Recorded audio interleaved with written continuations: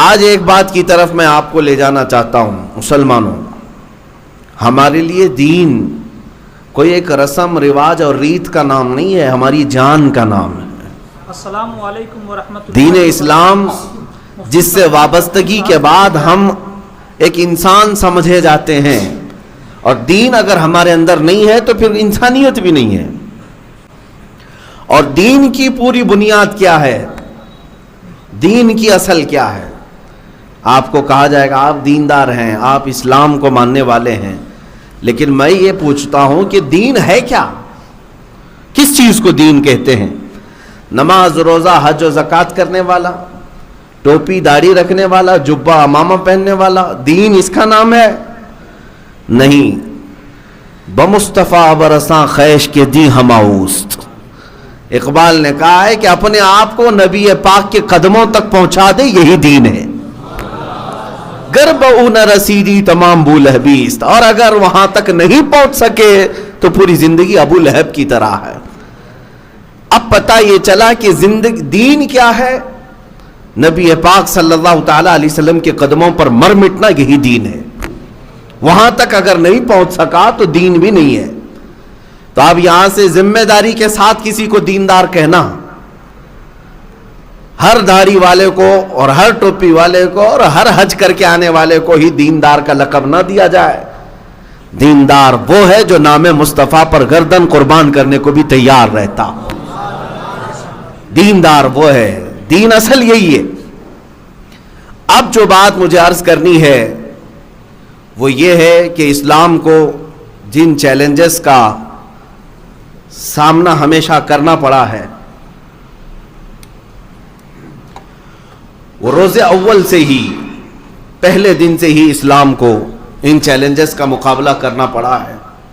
جھوٹی افواہیں پھیلانا اسلام کے خلاف، بانی اسلام محمد رسول اللہ صلی اللہ تعالی علیہ وسلم کی ذات کو ٹارگٹ کرنا، غریب مسلمانوں کی موب لنچنگ کرنا، یہ پہلے دن سے چلا ہے۔ یہ چیلنجز جو ہے آج کے نہیں ہیں۔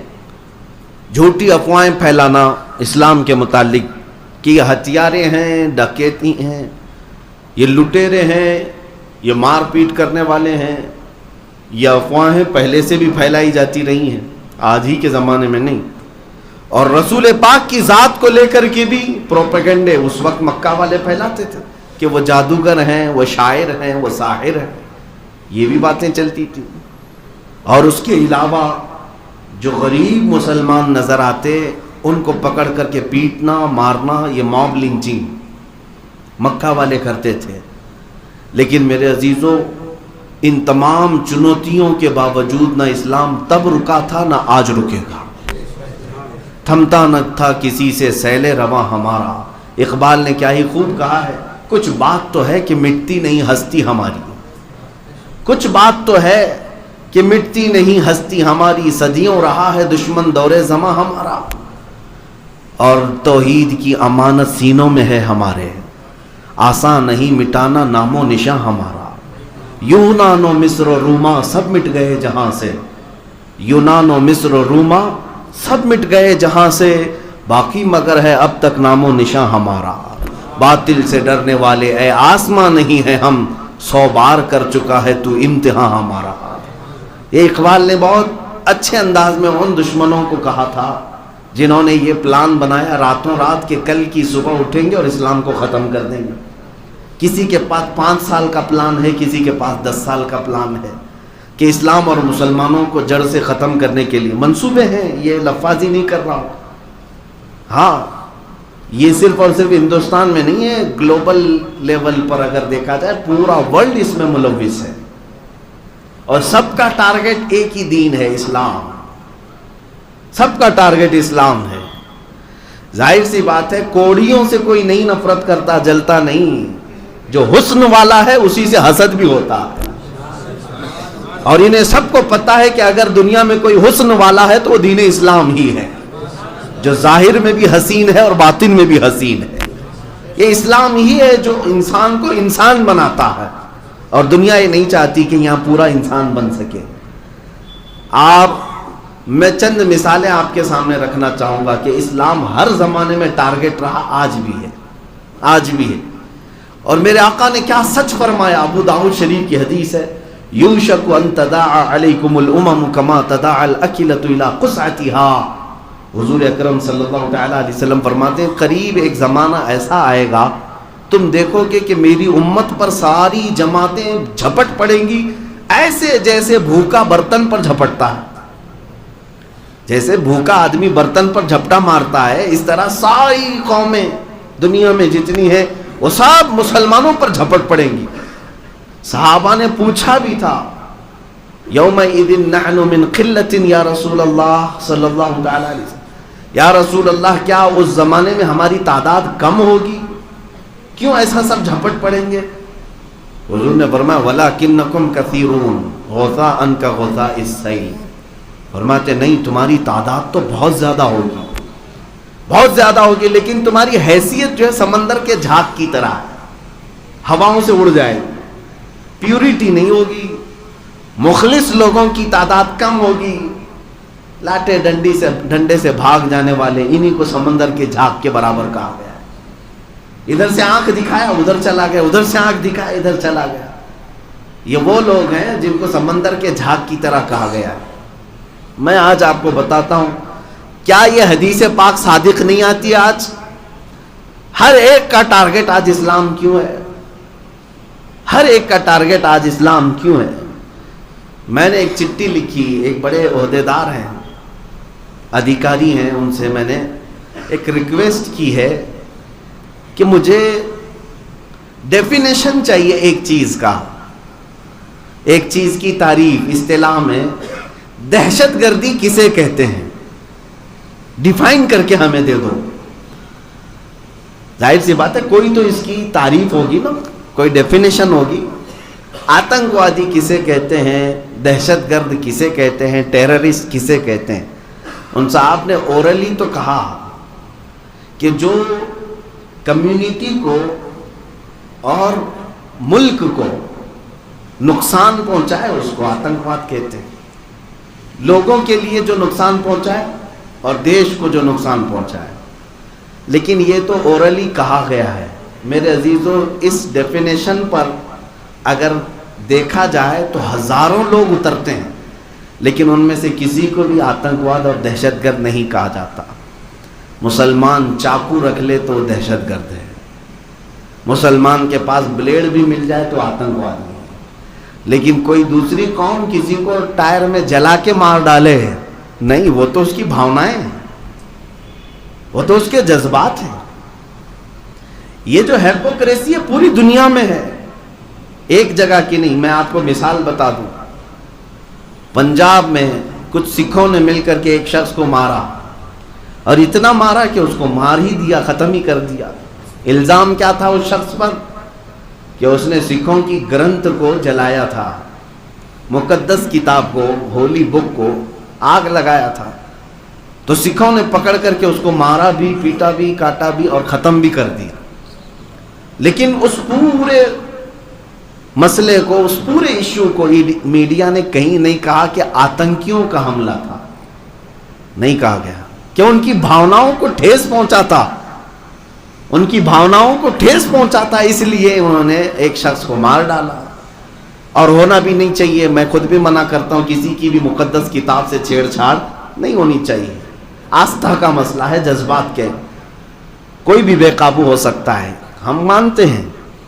لیکن سیم مسئلہ دوسری جگہ قرآن پاک کے ساتھ اگر ہو, اور ہوا بھی, قرآن پاک کی بے ادبی بنگلہ دیش میں ہوئی, اور وہاں پر بھی کچھ بنگالی مسلمانوں نے کسی کو پکڑ کر کے مارا, لیکن وہ سارے آتنکوادی ہو گئے, وہ سارے ٹیررسٹ ہیں.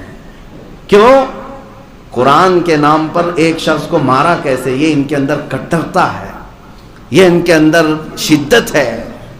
یہ جو دوہری پالیسی ہے یہ صرف اور صرف اسلام اور مسلمانوں کے ساتھ اپنائی جاتی ہے. آج تک آپ نے کبھی کمپیئر کر کے دیکھا کہ دنیا میں سب سے زیادہ قتل کون کرواتا ہے اور کس کے ذریعے سے ہوئے ہیں؟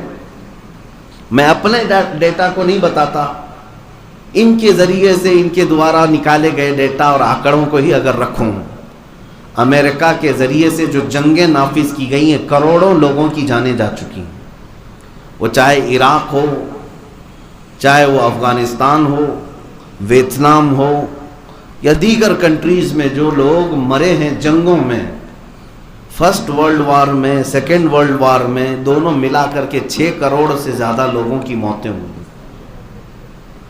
یہ ساری موتوں کا ذمہ دار آج تک کبھی دہشت گرد نہیں کہلایا، کبھی آتنکواد اس کو نہیں کہا جاتا۔ چند دنوں قبل آپ نے دیکھا ہوگا نیوزی لینڈ کی ایک مسجد میں ایک ہتھیارہ داخل ہو کر نمازیوں پر بندوق تانا اور 50 لوگوں کو ایک ساتھ بھون دیا، نماز پڑھنے والے لوگ۔ یہ جو مانسکتا آئی تھی، اس کے اندر کٹرتا آئی، مسلمان دشمن، اسلام دشمن، یہ کس نے بنایا ہے؟ کون پھیلا رہا ہے یہ چیزیں؟ یہ ساری چیزیں آج میں وجہ بتا کر کے آپ کو جاؤں گا۔ میری کل کی اسٹڈی آپ کے سامنے رکھتا ہوں۔ ایک مسجد میں ایک ہتھیارہ داخل ہوتا ہے اور گولیوں سے سارے نمازیوں کو بھون دیتا ہے، 40 سے 50 لوگ موت کی گھاٹ اتر جاتے ہیں، لیکن پوری دنیا نے اس کو آتنکی حملہ نہیں کہا، اس کو دہشت گردانہ حملہ نہیں کہا، اس کو ٹیرر اٹیک نہیں کہا۔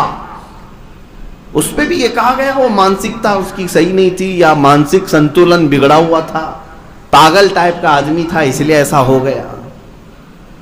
میرے عزیزو، یہ دوہرا معیار ایک جگہ نہیں، نیوزی لینڈ ہو، سوئٹزرلینڈ ہو، امریکہ ہو، UK ہو، یا پھر دنیا کی کسی بھی خطے میں، یہ جو ڈیفینیشن انہوں نے جو بتایا نا، ملک اور قوم کا جو نقصان پہنچا ہے وہ دہشت گرد ہے، یہ کبھی نہیں اس ڈیفینیشن پر اترتے۔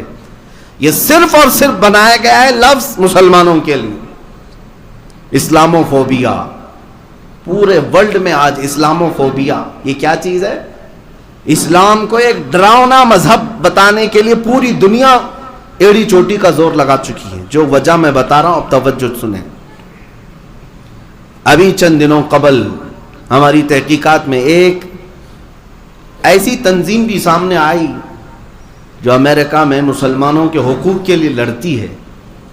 اس نے بہت ساری ایسی چیزیں آشکار کی کہ دنیا بھر میں جو اینٹی مسلم تنظیمیں ہیں، اینٹی مسلم تنظیمیں جو مسلمانوں کے خلاف نفرت کے اور زہریلے ماحول بناتے ہیں دنیا بھر میں، وہ صرف ہندوستان میں نہیں، بہت سارے علاقوں میں، برما میں، سیریا میں، ترکی میں، بہت ساری جگہ جو تنظیمیں مسلمانوں کے اگینسٹ کام کرتی ہیں، وہ امریکہ کی تنظیم نے باضابطہ ان کا ڈیٹا نکالا، سب کو فنڈنگ امریکہ کی بڑی بڑی طاقتیں کرتی ہیں، ان کو پمپنگ کرنا، ان کو فنڈنگ کرنا، ان کو بیک سے مالی تعاون دینا۔ میرے عزیزو، آپ کیا سمجھتے ہیں کہ یہ اٹھے بیٹھے ایسی گستاخیاں ہوتی ہیں؟ یہ اٹھے بیٹھے ایسی لوگ بازار میں آ جاتے ہیں؟ نہیں، اسلام کے خلاف پوری دنیا متحد ہے اور ایک جٹ ہو کر کے نشانہ ساتھی۔ یہ تو اللہ تعالیٰ کی مدد ہے جو آج بھی ہم حی علی الصلاۃ اور حی علی الفلاح بلند آواز سے کہہ رہے ہیں، اور ہم اپنے رب کے سجدوں کے لیے کسی کے محتاج بھی نہیں ہیں دنیا میں۔ یہ اللہ تعالیٰ کا احسان ہے، ورنہ طاقتیں پوری کی پوری اسی بات پر لگی ہوئی ہیں کہ مسلمان اور اسلام، مسلمان اور اسلام۔ حیرت کی بات میں آپ کو بتاؤں، یہودی اور عیسائی یہ دو جماعتیں ایسی ہیں جو ایک دوسرے کی جانی دشمن ہوا کرتے۔ یہودی اور عیسائی 3 مرتبہ ایسے سخت حملے عیسائیوں نے کیے ہیں یہودیوں پر فلسطین میں کہ ان کی اینٹ سے اینٹ بجا کر رکھ دی۔ ہیکل سلیمانی کو کس نے توڑا؟ فلسطین میں آج جو یہودی آ کر بیٹھے ہیں، ان کی تاریخ آپ اٹھا کر کے پڑھ لیں، 2 مرتبہ اتنا قتل عام ان کا ہوا تھا۔ کس کے ذریعے سے؟ عیسائی بادشاہوں کے ذریعے سے۔ عیسائیوں نے یہودیوں کو چن چن کر کے مارا ہے، ہرکیولس نے مارا، ٹائٹس نے مارا، 1-2 نے لاکھوں کا قتل کیا ہے یہودیوں کا۔ اور یہودی اپنی ہر عبادت میں عیسائیوں کے لیے بددعا کرتے ہیں۔ یہ زمانے تک چلتا رہا۔ اور ہٹلر کے زمانے میں کیا ہوا؟ یہ بھی بات مشہور ہے، 60 لاکھ یہودیوں کو اس نے مارا، قتل عام کیا۔ یہ بات مشہور ہے۔ اتنا ایک دوسرے کو قتل کرنے والی جماعتیں عیسائی یہودیوں کا قتل کرتی ہیں اور یہودی اگر موقع پائیں عیسائیوں کو مارتے ہیں. ہر زمانے میں یہ چلتا رہا، لیکن پچھلے 100 سال سے یہ بالکل جانی دوست بنے ہوئے ہیں، ایک دوسرے کے لنگوٹی آ رہے ہیں، یہودی ہوں یا عیسائی ہوں. کیوں میاں؟ دونوں نے اس بات کو طے کر لیا کہ ہمارا متفقہ دشمن اسلام ہے، یہودیوں کا بھی اور عیسائیوں کا بھی. تو ان دونوں نے اس بات پر اتفاق کر لیا کہ یہودی اور عیسائی نہیں لڑیں گے، اس لیے کہ ہمارا ٹارگٹ اسلام ہے.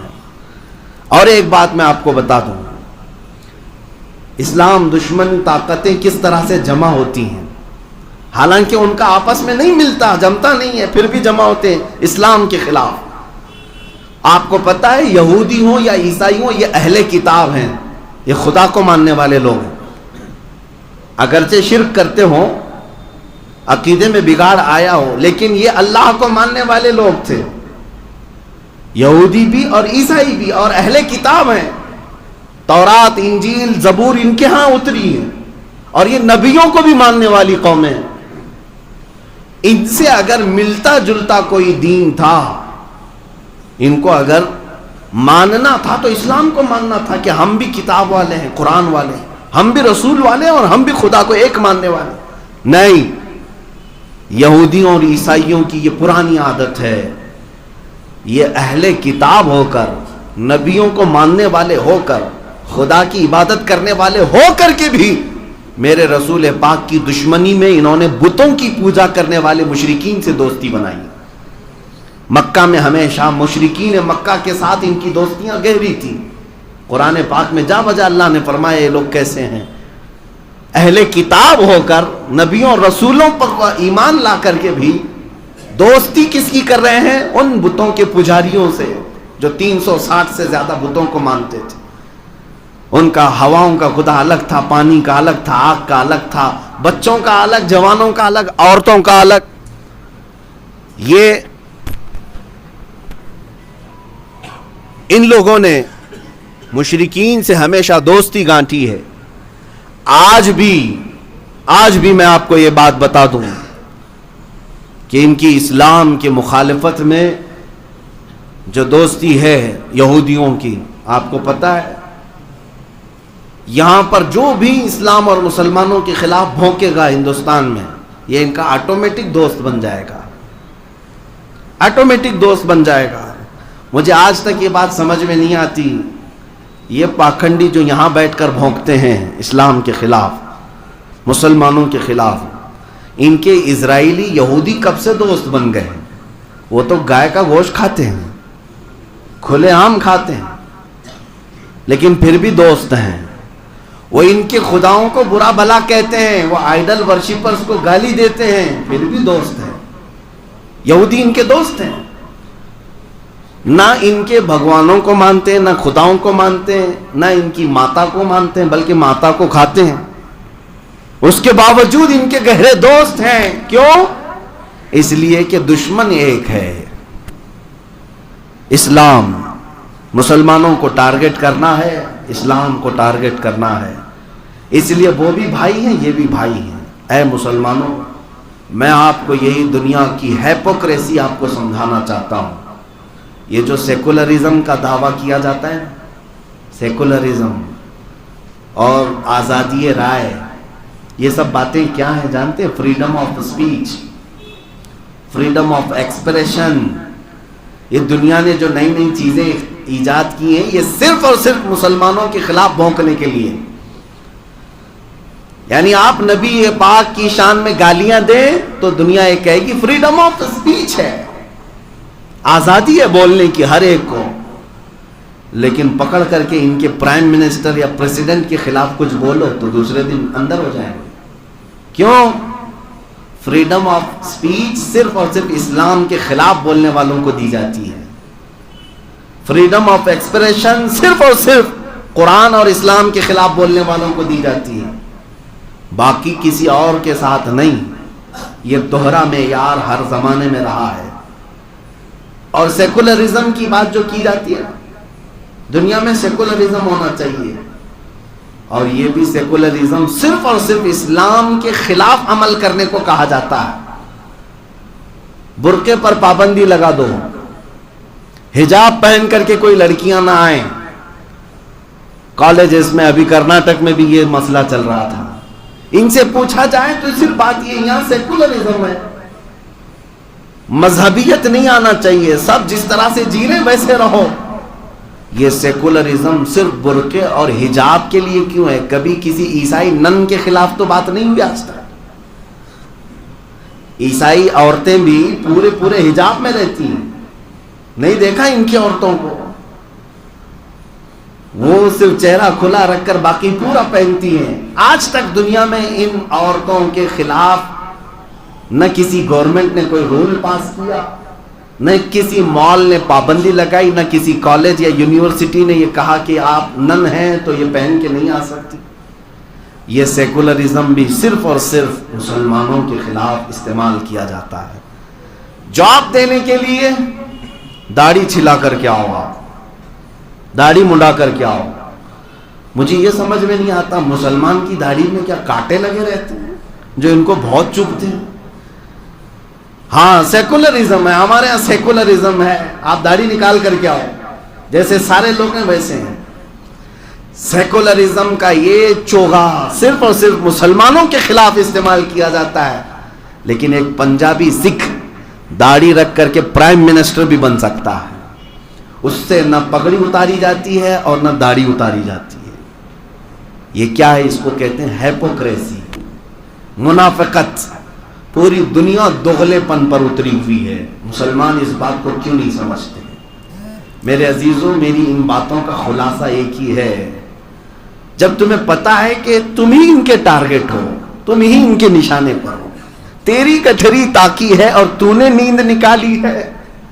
اعلیٰ حضرت نے کیا خوب کہا ہے, آنکھ سے کاجل صاف چرا لے یہاں وہ چور بلا کے ہیں, تو کہتا ہے میٹھی نیند ہے تیری مت ہی نرالی ہے. اعلیٰ حضرت نے یہ جگایا تھا مومنین کو, اور ساری دنیا تیری گٹھری تاکی صرف اور صرف تمہاری دشمنی پر ہے. اور دشمنی کس بات کی ہے؟ تمہارے جائیداد کی نہیں. یہ بڑے پیسے والوں سے تھوڑی نا ان کی دشمنی, ان کے سینوں میں جو موجود ایمان ہے اس کی دشمنی ہے. یہ ایمان انہیں بہت بلندی تک لے جا سکتا ہے, انہیں اچھی طرح سے معلوم ہے. ایک ایمان والے کی گرمی جب بیدار ہو جاتی ہے تو پھر وہ قیصر و کسریٰ کو بھی پلٹ سکتا ہے. تاریخ موجود ہے. تو دنیا جس بات کی دشمنی پر ہے وہ تمہارے سینوں میں موجود ایمان کی. اب میں جو بات کہہ رہا ہوں وہ توجہ سے سنیں.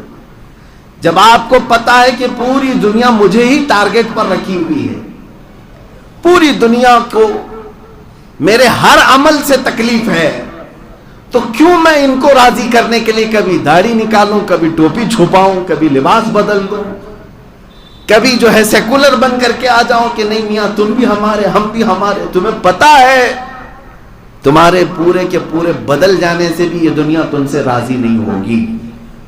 اس لیے صرف اور صرف تمہارے پاس راستہ ایک ہی بچتا ہے. وہ راستہ کیا ہے؟ انہیں جانا انہیں مانا, نہ رکھا غیر سے کام. للہ الحمد میں دنیا سے مسلمان گیا, آج لے ان کی پناہ, آج مدد مانگ ان سے, کل نہ مانیں گے قیامت میں اگر مان گیا. مسلمانوں جتنی دیر سے سمجھو گے اتنا نقصان ہوگا. آج اگر ہم بیدار کرنے آپ کے پاس آئے ہیں, سمجھ جاؤ اس بھری دنیا میں تم بھیجے گئے ہو امت مصطفیٰ خیر امت بنا کر, تو کیا ہی بہتر ہوتا کہ اس نبی پاک کے اخلاق پر عمل کر کے دنیا میں سرخروئی حاصل کرو, اللہ کی بارگاہ میں بھی محبوبیت کا مقام حاصل کر لو. کیا یہ بہتر نہیں ہے؟ لیکن ہوتا یہ ہے کہ ہماری بہت ساری جماعتوں میں بڑے بڑے دانشور بیٹھے ہوئے ہیں, ان کو ایسا لگتا ہے کہ ہم ان کو راضی کرنے کے لیے کچھ سیمینار کریں گے, سرو دھرم سمیلن کریں گے, تاکہ ان کو بھی راضی رکھیں, ہم بھی ان کو بھی راضی رکھ لیں. ہوتا یہ ہے کہ سارے لوگوں کو راضی کرتے کرتے میں نے کچھ لوگوں کو کتا بنتے ہوئے دیکھا ہے. ہاں, کتے سے زیادہ ان کی کوئی حیثیت نہیں رہ جاتی, اور وہ لوگ کبھی راضی بھی نہیں ہوتے.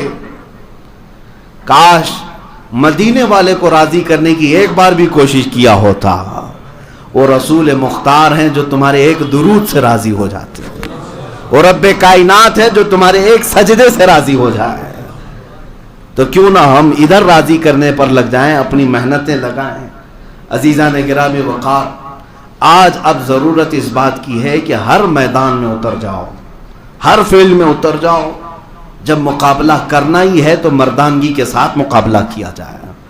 میں مقابلے کا مطلب تلوار، لاٹھی، تیر، گولی، بندوق کی بات نہیں کر رہا، بلکہ تمہارے پاس آج بھی راستے کھلے ہوئے ہیں.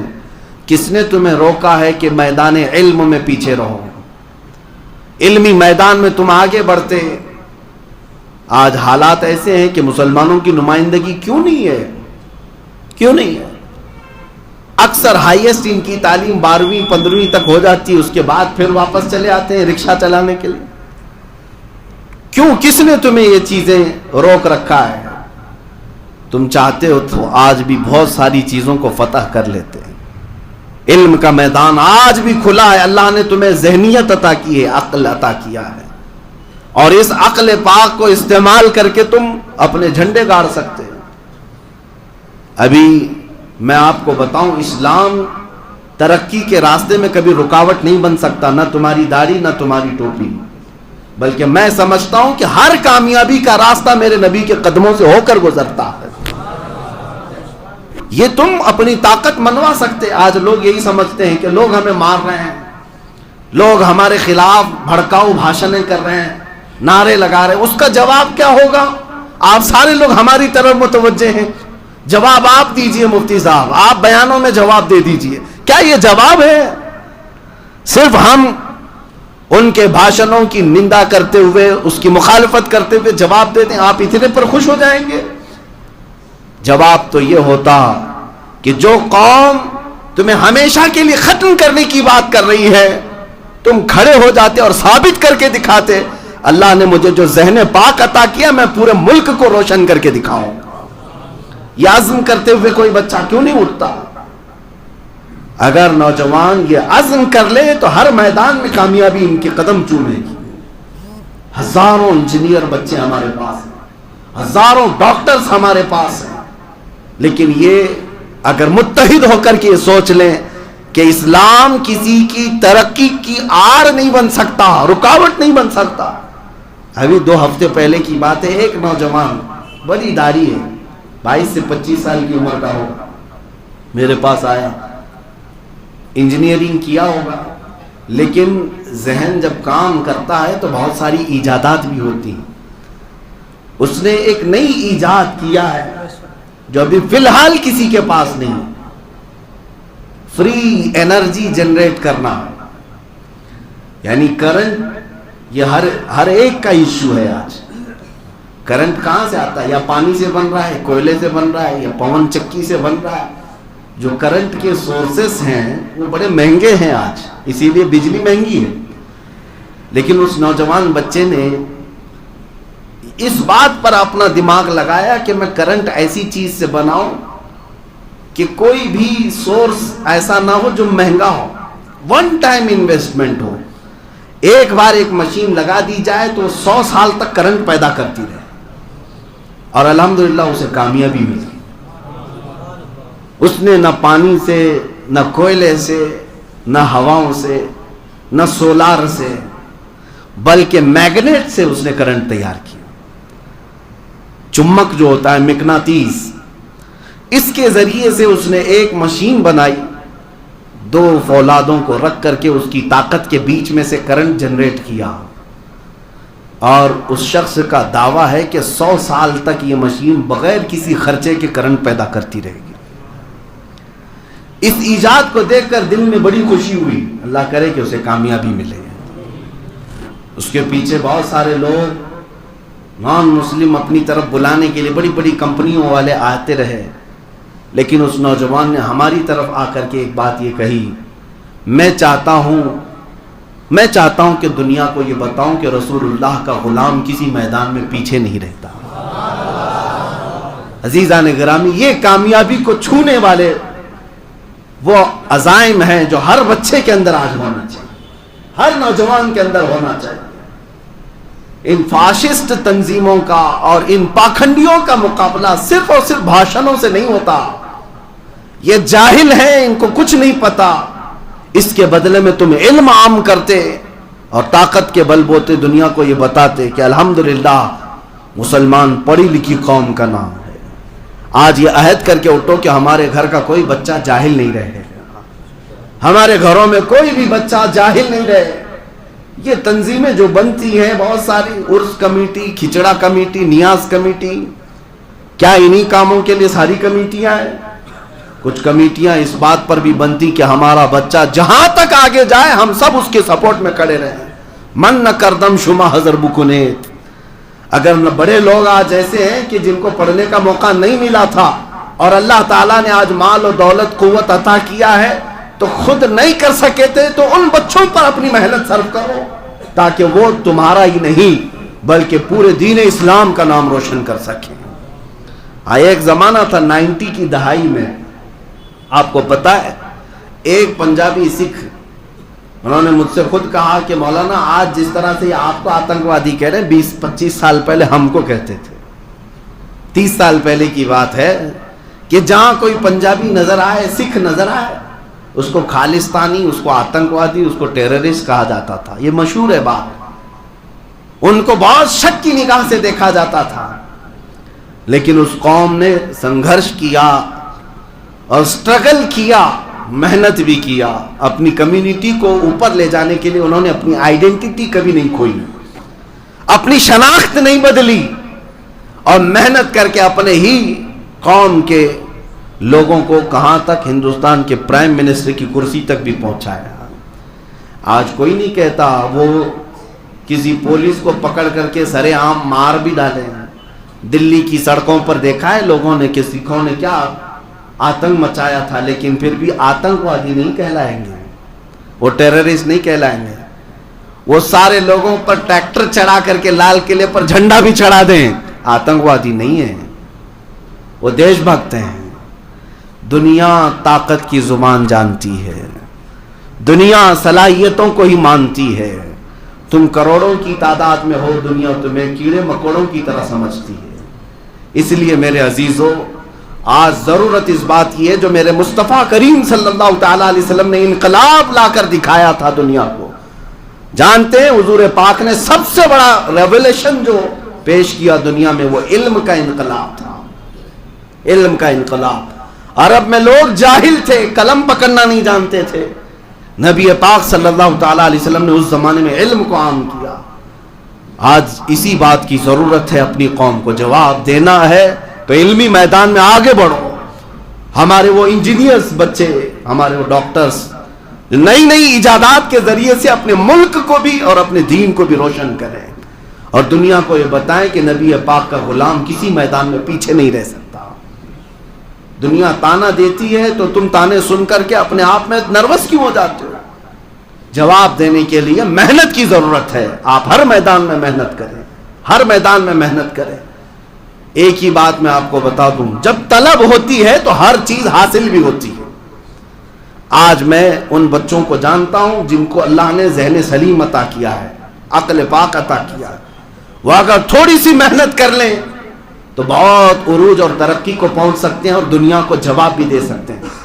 IAS میں کتنی نمائندگی ہماری ہے, IPS میں ہماری کتنی نمائندگی ہے, پولیس ڈپارٹمنٹ میں ہماری کتنی نمائندگی ہے, عدلیہ میں, ججز میں ہماری نمائندگی کتنی ہے. کیوں نہیں جانا چاہتے بچے؟ مین اسٹریم سے کیوں ہٹے ہوئے ہیں؟ کیا سارے ڈپارٹمنٹ کسی دوسری قوم کے لیے؟ نہیں میرے عزیزو, محنت تم نہیں کرتے اور پھر تانا یہ کیوں دیتے ہو کہ صرف تعصب کیا جاتا ہے؟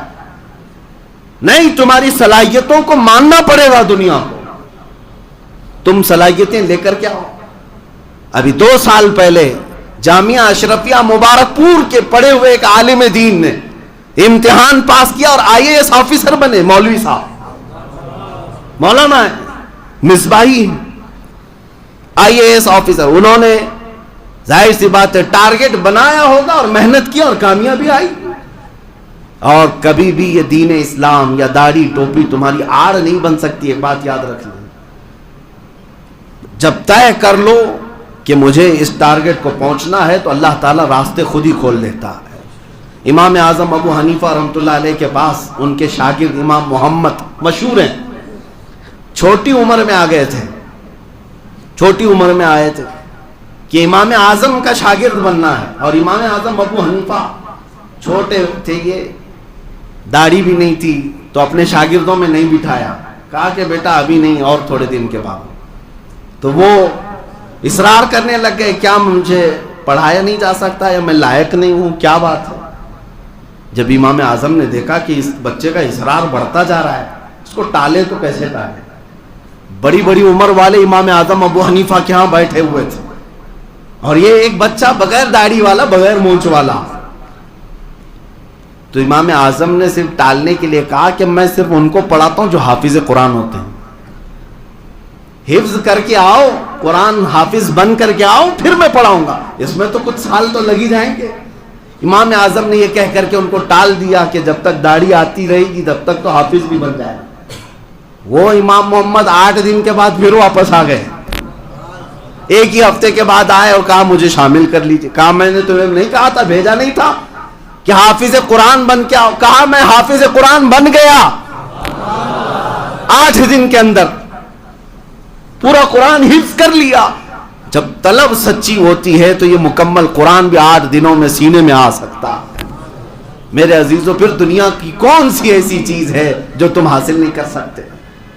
کون سا ایسا تخت ہے اور کون سی ایسی کامیابی ہے جس کو چھو نہیں سکتے؟ اسی لیے اقبال نے کہا تھا, یقین محکم عمل پہ ہم, محبت فاتح عالم, جہاد زندگانی میں ہیں یہ مردوں کی شمشیریں. یقین محکم کا مطلب کیا ہے؟ پکا یقین ہو کہ میں اللہ کا بندہ ہوں, مدد میری ہی کرے گا اللہ, یہ یقین محکم ہے. عمل پہ ہم کا مطلب کیا ہے؟ کنٹینیو کام کرنا ہی ہے, چھوڑنا نہیں ہے. کسی نے ادھر سے کھینچا, کسی نے ادھر سے کھینچا, مجھے کام نہیں چھوڑنا ہے. عمل پہ ہم, جس کا مطلب ہوتا ہے آپ جا کر کے اس عمل پہ ہم کا اثر دیکھنا چاہتے ہو, کسی وضو کے نل کے نیچے جا کر دیکھنا, پانی ٹپکتا رہتا ہے, نل بند کرنے کے بعد بھی قطرہ قطرہ ٹپکتا رہتا ہے. نیچے جو پتھر ہوتا ہے اس میں سوراخ ہو چکا ہوتا ہے, کیا نہیں ہوتا ہے؟ میاں تم اپنی انگلی سے کسی پتھر کو سوراخ کر کے دکھاؤ, نہیں کر پاؤ گے, لیکن اس نرم قطرے نے پتھر میں سوراخ کیسے کیا؟ یہ اس کو کہتے ہیں عمل پہ ہم. کنٹینیو اگر کوئی کام کیا جائے, نرمی اگرچہ تمہارے اندر ہو, سوراخ تو پتھروں میں بھی اللہ خود پیدا کرتا ہے.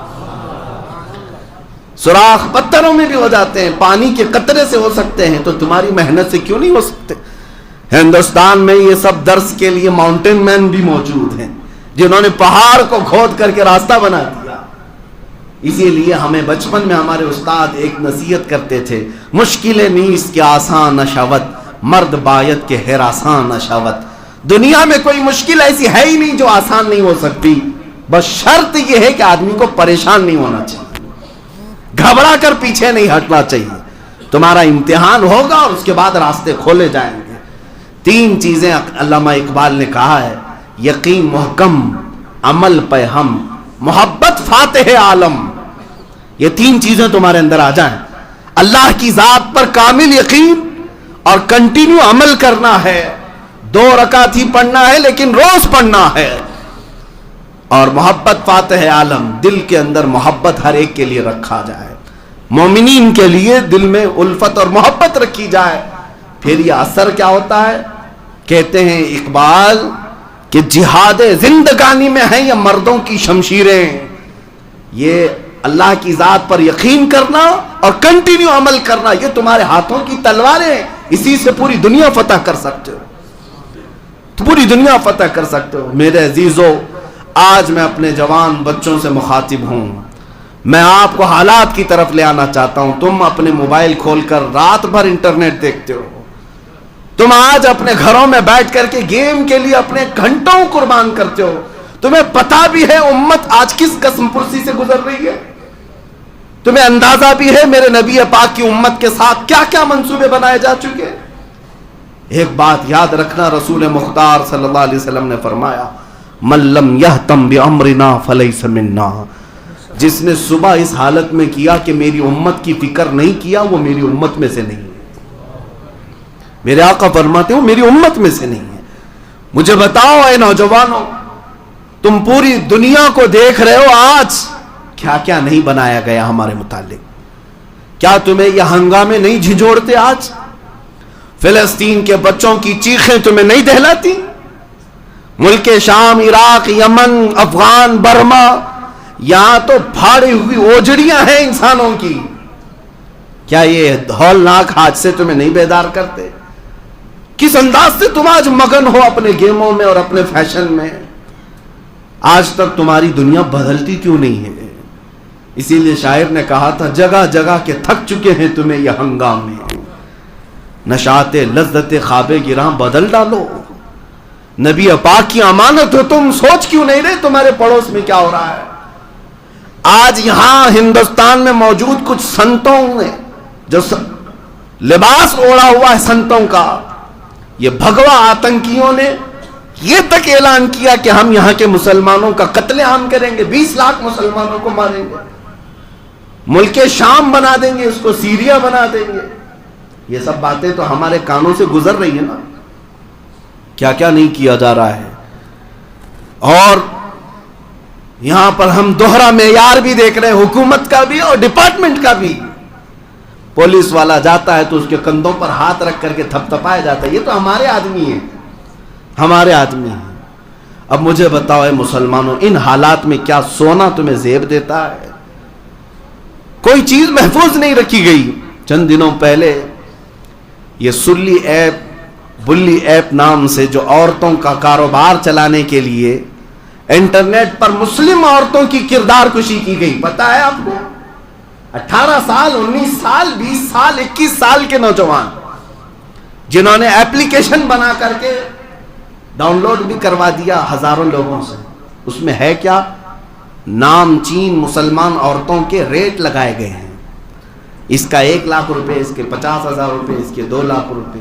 عزت والی عورتیں ہیں اور صرف مسلمان عورتیں ہیں، یا وہ نیوز میڈیا سے جڑی ہوئی عورتیں ہیں، یا بڑے بزنس سے جڑی ہوئی ہیں، یا کسی بیوروکریٹ سے جڑی ہوئی عورتیں ہیں۔ ان عورتوں کی پوری لسٹ نکال کر کے ایپ بنایا گیا کہ ان کی ڈیل ہو، نیلامی کی جا رہی ہے۔ مجھے وہ بات امام غزالی کی یاد آتی ہے۔ میں آج سے 8 سال پہلے ہبلی میں یہ بات اپنے مطالعے کی روشنی میں کہا تھا۔ امام نے کہا تھا اے لوگو، اگر نبی پاک کی گستاخی تمہارے سامنے ہونے لگے اور تم خاموش رہ گئے تو اس دن کا انتظار کرنا جب تمہاری ماں اور بہنوں کی سر عام نیلامی کی جائے گی اور تم کچھ نہیں کر سکو گے۔ تمہاری ماں اور بہنوں کو سڑکوں پر بیچا جائے گا، تم کچھ نہیں کر سکو گے۔ وہ حالات تو دیکھ رہے ہیں نا آج آگے۔ انٹرنیٹ کی دنیا پر ہماری ماں اور بہنوں کو نہیں بیچا جا رہا ہے، ان کی بولیاں لگائی جا رہی ہیں۔ سائبر کرائم نام سے پولیس ڈپارٹمنٹ میں ایک پورا عہدہ موجود ہے، یہ چاہے تو 5 منٹ کے اندر ان ایپلیکیشنز کو ختم کر سکتے ہیں، اریسٹ کر سکتے ہیں۔ کسی کی تو پشت پناہی ہوگی، کسی کی تو۔ اور دھرم کے نام پر مسلمانوں کے قتل عام کی بات کی جائے، ان کی گرفتاری نہیں ہوتی۔ قرآن عظیم کی سر عام توہین کی جائے، انہیں کھلے چھوڑ دیا جاتا ہے۔ یہ سارے حالات تمہارے جگانے کے لیے ہیں۔ اے میرے عزیز بچوں، اٹھو، بیدار ہو جاؤ۔ تم آج بیدار ہو جاؤ۔ نبی پاک صلی اللہ تعالیٰ علیہ وسلم تک تمہارے اعمال پہنچائے جا رہے ہیں۔ فرشتے بتاتے ہیں ہر ہفتے جا کر نبی پاک کی امت کے حالات۔ جس دن ہمارے حالات بتا رہے ہوں گے فرشتے حضور کو جا کر کہ یا رسول اللہ، آپ کی امت کی بچیوں عورتوں کا ریپ کیا جاتا ہے، آپ کی امت کا جوان رات بھر کھیل کود میں مصروف رہتا ہے، دن لہو میں کھونا تجھے، شب صبح تک سونا تجھے، شرم نبی خوف خدا یہ بھی نہیں وہ بھی نہیں۔ میرے عزیز بچوں، آج میں جو کچھ بولتا ہوں یہ کوئی میری روایتی تقریریں نہیں ہیں، میں کوئی پیشاور مقرر بھی نہیں ہوں، پتہ نہیں میری زبان کب تک آزاد ہے اور کب ختم ہو جائے ہمیشہ کے لیے۔ مجھے بھی اس بات کا اندازہ نہیں کہ ساری فاشسٹ تنظیمیں اور طاقتیں میری گردن دبوچنے کے لیے انتظار میں بیٹھی ہیں کہ بہت اپنی قوم کو اٹھاتا ہے، بیدار کرتا ہے یا بولتا ہے. لیکن میں صرف اور صرف اتنا چاہتا ہوں، جس دن میں قبر میں جا کر سوؤں تو کم سے کم مجھے اتنا پچھتاوا تو نہ ہو کہ اللہ نے زبان دی تھی، طاقت دی تھی، چاہتا تو امت کو یہ امانت دے سکتا، نہیں دے کر کے آیا. اس بات کا پچھتاوا نہ ہو. اسی لیے میرے عزیزو تمہارے سامنے کھل کر کے بول لیتا ہوں، اور آخر میں صرف اتنا ہی میسج دوں گا، آج لے ان کی پناہ، آج مدد مانگو سے، اس رسول پاک کی طرف لوٹ آؤ. اسی میں کامیابی ہے. دنیا نے تمہیں بیوقوف بنا رکھا ہے، تمہیں پھٹی ہوئی جینز پہنا کر کے نچاتی اور کہتی ہے کہ تم فیشنیبل ہو. تمہیں چوٹیاں رکھوا دیا، تمہارے کانوں میں بالیاں پہنا دیا، تمہارے ہاتھوں میں بنگڑیاں پہنا دیا. اے نوجوان، تو بیوقوف بن رہا ہے. دنیا تجھے مرد سے ہجڑا بنا دی اور عورت تک بنا دیا، اور تم پھر بھی کھلے عام فیشن کے نام پر ناچ رہے ہو. تمہیں پتہ ہی نہیں یہ جنگل کے درندے بنانے پر تلے ہوئے ہیں. آپ نہیں دیکھتے مصر کی سرزمین عرب سرزمین ہے. ایک عالم دین نے آ کر کے کہا کہ یہاں پر ایک پارٹی چلتی ہے جس میں وائف سوائپنگ ہوتی ہے. مجھے پتہ ہی نہیں تھا یہ کیا ہے. وائف سوائپنگ کا مطلب یہ ہے کہ ہر آدمی اپنی عورت کے ساتھ پارٹی میں آئے گا، 10 جوڑے ہوں 20 جوڑے ہوں، لیکن وہاں پر اپنی اپنی کار کی چابی رکھ کر کے گھمائی جائے گی. جو جس کی چابی اٹھائے گا اس کی بیوی کو لے کر رات گزارے گا. اس کو وائف سوائپنگ کہتے ہیں. یہ فیشنیبل لوگوں کی پارٹیاں ہیں. دنیا جنگل راج پیدا کرنا چاہتی ہے. اٹلی کی سرزمین پر ایک نے کورٹ میں مقدمہ کیا کہ میری بہن مجھے پسند ہے، میں اسی کے ساتھ شادی کر کے رہنا چاہتا ہوں. اسے اجازت دی گئی.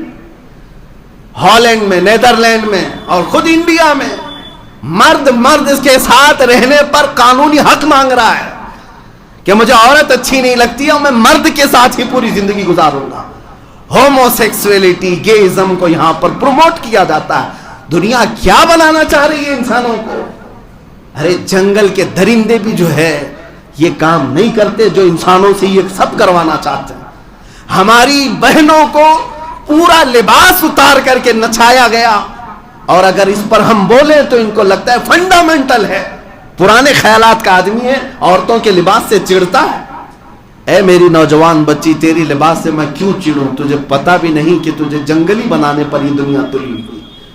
تیرے پورے لباس کو اتار دیا انہوں نے، حیوانوں نے، اور تم اس کو فیشن کا نام دے رہے ہو. اسی لیے اے مسلمانوں، تمہاری کامیابی ان دنیا داروں کے پیچھے چل کر ہرگز نہیں، ہرگز نہیں. مولا نے قرآن میں سب فرما دیا، لقد کان لکم فی رسول اللہ اسوۃ حسنہ، بے شک تمہارے لیے اللہ کے رسول کی زندگی میں بہترین نمونہ ہے. اسوہ تمہارے لیے رسول پاک صلی اللہ تعالی علیہ وسلم کی زندگی بہترین آئیڈیل ہے، نمونہ ہے. اسی لیے میں عورتوں سے بھی گزارش کروں گا، دیکھنا ہو تو سیریل اور فلموں کی نچنیوں کو نہ دیکھنا، اگر دیکھنا ہو تو سید الانبیاء کی دختر پاک کو دیکھنا. سیدہ کائنات فاطمۃ الزہرا سلام اللہ علیہا کی زندگی کو دیکھو، جن کے متعلق حدیث میں بھی ہے آج تو آج ان کی عزت ہے، کل قیامت کے دن بھی جب وہ گزر رہی ہوں گی 70,000 مومنہ عورتوں کے جھرمٹ میں، اس وقت بھی محشر میں ایک فرشتہ اعلان کر رہا ہوگا، یا اہل محشر غضوا ابصارکم فإن فاطمة بنت محمد تمر إلى الجنہ. اے محشر میں موجود لوگوں، اپنی آنکھیں نیچی کر لو، اس لیے کہ محمد رسول اللہ کی بیٹی فاطمہ جنت کی طرف جا رہی ہے. وہ شان قیامت کے دن ان کی ہے. عورتوں کو چاہیے کہ یہاں پر ناچنا، اپنے جسم کو دکھانا جس کو تم فیشن سمجھ رہے ہو، سوائے جہنم کی آگ کے کچھ نہیں ملنا، کچھ نہیں ملے گا. میں ان مردوں سے بھی کہوں گا جو اپنی عورتوں کو کھلے عام گھماتے ہیں. بہت سارے داڑھی ٹوپی والوں کو میں نے دیکھا ہے، نمازی ہیں لیکن ان کی عورتیں پارٹیوں میں ناچ رہی ہیں کھلے عام، اور اس مرد کی اس پر نہیں چلتی. میرے آقا نے فرمایا ایسا آدمی دیوس ہے اور جہنمی ہے، جہنمی ہے. میرے عزیزو، ان ماحولوں سے نکل آؤ، اس معاشرے سے نکل آؤ. اس معاشرے میں آ جاؤ جہاں سے گزرو تو مدینے کی خوشبو آنے لگ جائے، میرے نبی پاک کی آوازیں آنے لگ جائے، بس اتنا ماحول بنا لو۔ میری اتنی ہی گزارش ہے، پوری دنیا اگرچہ ٹارگٹ پر تم کو رکھے، یہ میرا چیلنج ہے، میرا چیلنج ہے، امریکہ ہو، رشیا ہو، چائنا ہو، انہوں نے پیٹروٹ میزائل کیوں نہ بنائے ہو، بموں کی دنیا میں انہوں نے پوری چاند تک پہنچنے کی بھی کوشش کی ہو، ساری طاقتیں جمع کر لیں، پھر بھی میں یقین کے ساتھ کہتا ہوں اے مسلمانوں، تمہارا بال بھی بیکا نہیں ہوگا، شرط صرف اتنی ہے اپنی گردن کو حضور کے قدموں میں نچھاور کرو، شرط صرف اتنی ہے، ان کنتم مؤمنین، ایمان لے آؤ، اور اللہ کی مدد ہے ہمارے ساتھ، اس کا وعدہ ہے ہم مدد کریں گے تو ایمان والوں کی مدد کریں گے۔ تمہیں پتہ ہے مکہ کی پوری طاقتیں میرے نبی کو ڈھونڈنے کے لیے نکلی تھی، غار ثور میں میرے آقا موجود تھے، لیکن اللہ نے جب حفاظت کرنی تھی تو مکڑی کے جالے سے حفاظت فرمایا، وہ جب رب کائنات حفاظت کرے تو مکڑی کے جال سے بھی حفاظت فرماتا ہے۔ اس لیے آج بھی ہمارے لیے صرف ایک ہی بات ہے، تم ہو جاؤ پورے کے پورے مسلمان، پورے کے پورے میرے مصطفیٰ کے غلام، پھر اللہ کی مدد آ کر رہے گی۔ انہیں جانا، انہیں مانا، نہ رکھا غیر سے کام، للہ الحمد میں دنیا سے مسلمان گیا۔ میری تقریر کا خلاصہ، میرے بیان کا لب لباب، حاصل کلام صرف اتنا ہے، اس بات پر میں گفتگو کو ختم کرتا ہوں، قوت عشق سے ہر پست کو بالا کر دے، دہر میں نام محمد سے اجالا کر دے، کی محمد سے وفا تو نے تو ہم تیرے ہیں، یہ جہاں چیز ہے کیا لوح و قلم تیرے ہیں۔ وآخر دعوانا الحمدللہ رب العالمین۔ مفتی صاحب کی یہ ویڈیو زیادہ سے زیادہ شیئر کریں اپنے دوستوں کے ساتھ، اپنے رشتہ دار میں سبھی کے پاس اس ویڈیو کو زیادہ سے زیادہ شیئر ضرور کریں۔